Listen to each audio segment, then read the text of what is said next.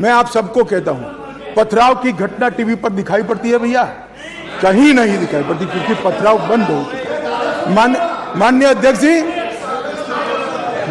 Jammu Kashmir police, please, मान्यवर, Jammu Kashmir police 90 के दशक के पहली बार आज एक्टिव होकर आतंकवाद का सामना कर रही है। जम्मू में नई हाई सिक्योरिटी जेल बनाई, मंदिरों को प्रोटेक्शन दिया है, हिंदू संपत्ति वापस देने का कानून लाए हैं, टूरिज्म का विकास हुआ है। और सुन लीजिए, अधीर रंजन जी अविश्वास लेकर आ गए हैं। 2022 में 1 करोड़ 80 लाख टूरिस्ट जम्मू कश्मीर गए हैं एक साल। 1 करोड़ 80 लाख। मान्यवर,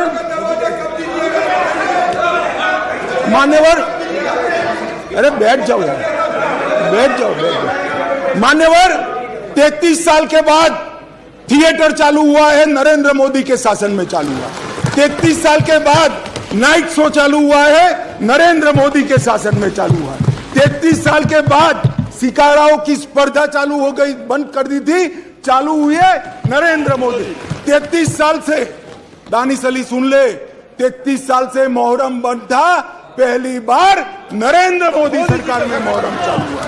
मान्यवर, हम होम स्टे नीति लेकर आए, टूरिज्म बढ़ाने के लिए फिल्म निर्माण की नीति लेकर आए, हाउस बोट की नीति लेकर आए, इंडस्ट्रियल पॉलिसी लेकर आए, और आज रोजगारी बढ़ रही है। 20,000 लोगों को नौकरी देने का काम भारतीय जनता पार्टी करता है। मूलभूत ढांचे का विकास हो रहा है।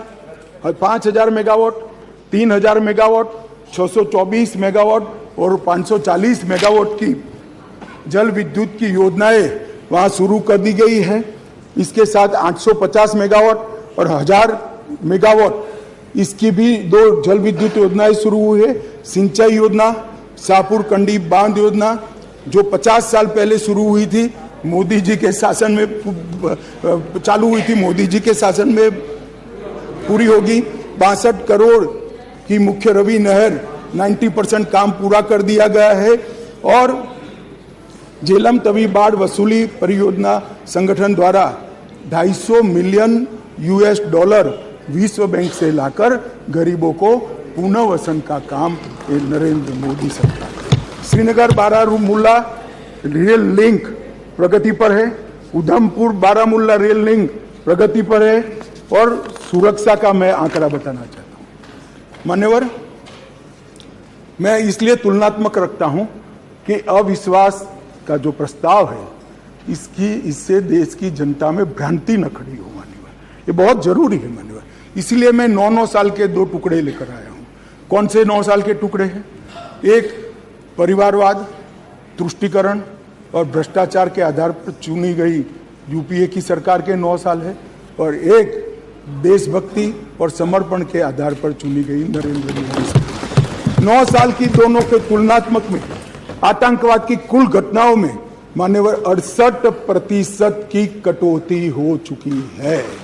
मान्यवर, कुल मौतें सिक्योरिटी और नागरिक की दोनों मिलाकर 72% की कमी हुई है। और नागरिकों की मौतों, सिर्फ नागरिकों की मौतों में 82% की कमी हुई है।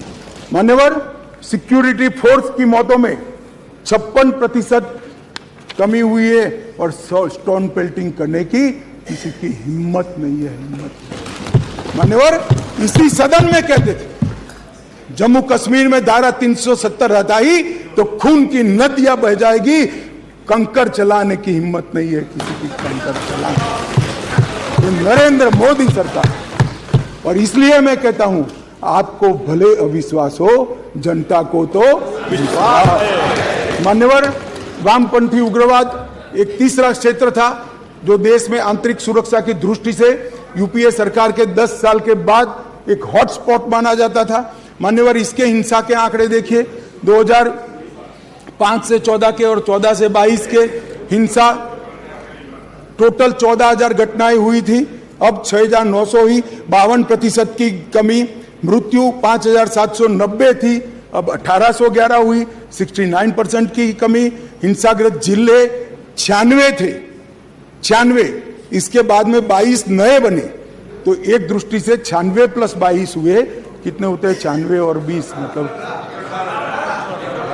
118 हुए। अब 118 से घटकर 45 जिले बच गए हैं। नक्सलवाद, वामपंथी उग्रवाद सिमट कर रह गया है। और हिंसाग्रस्त पुलिस स्टेशन 465 थे, 80 नए बनने के बाद 465 प्लस 80 लगभग 550 हुए, और उसमें से अब 176 बचे हैं, 62% की कमी। मान्यवर, वामपंथी उग्रवाद पर हमने नकेल कसी। 2014 से सातत्यपूर्ण तरीके से वामपंथी उग्रवाद के खिलाफ जीरो टॉलरेंस की नीति लेकर नरेंद्र मोदी जी, मान्यवर राजनाथ जी गृह मंत्री थे, तभी एक योजना बन गई, विकास की योजना पहले बनी, और वामपंथी उग्रवाद क्षेत्र के विकास गृह मंत्रालय के तहत आते, हर गांव के अंदर बिजली पहुंचाना, रोड पहुंचाना, स्कूल पहुंचाना, सस्ते अनाज की दुकान पहुंचाना, दवाइयों की दुकान पहुंचाना, स्किल डेवलपमेंट के प्रोग्राम पहुंचाना, ये काम होते गए।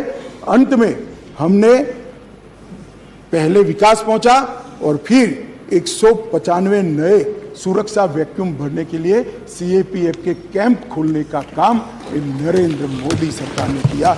एनआईए और ईडी को जोड़ा गया, इनके फाइनेंस की कमर तोड़ी गई।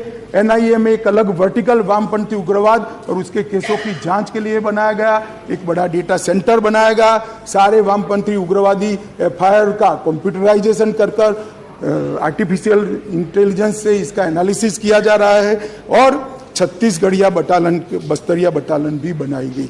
मान्यवर, आज मैं कह सकता हूं इस सदन के अंदर जिम्मेदारी के साथ, वामपंथी उग्रवाद आया तब वो स्वप्न देखते थे काठमांडू से तिरुपति का, आज 3 जिलों में सिमट कर रह गए। मान्यवर, उनका दायरा क्या था? झारखंड, बिहार, उड़ीसा, एमपी, महाराष्ट्र, आंध्र, तेलंगाना और छत्तीसगढ़। आज क्या बच गया है? झारखंड मुक्त, बिहार मुक्त, उड़ीसा मुक्त, एमपी मुक्त, महाराष्ट्र मुक्त, आंध्र मुक्त, तेलंगाना मुक्त, केवल और केवल छत्तीसगढ़ के 3 जिले बचे हैं। मान्यवर, ये अविश्वास प्रस्ताव गिरने वाला है, जनता फिर से मोदी जी को चुनने वाली है, और अगले टर्म में ये 3 जिले भी निश्चित रूप से समाप्त हो जाएंगे। मान्यवर,